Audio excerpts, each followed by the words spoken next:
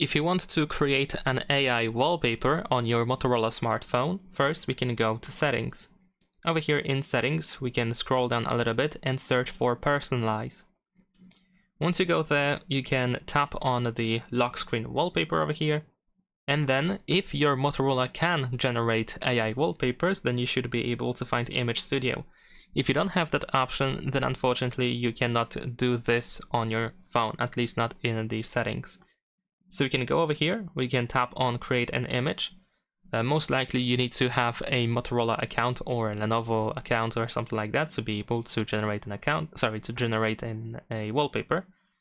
Now here we have a prompt, so we can describe the wallpaper that we want to generate. So let's say I'm gonna type something like a dog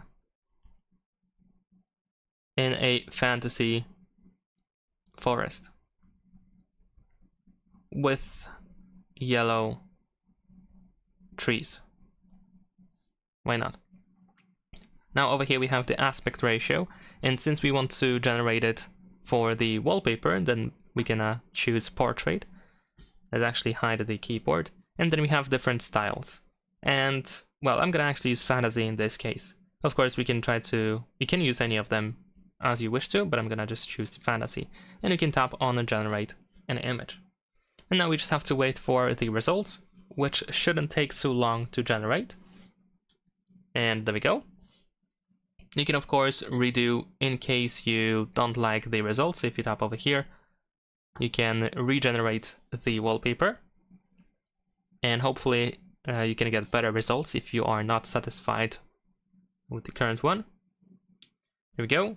And now you can either like copy, share, or save the image. But if you want to just set it up as the wallpaper, then we can tap on these three dots in the upper right corner, and then we have Set as Wallpaper. And then you can once again tap on Set Wallpaper.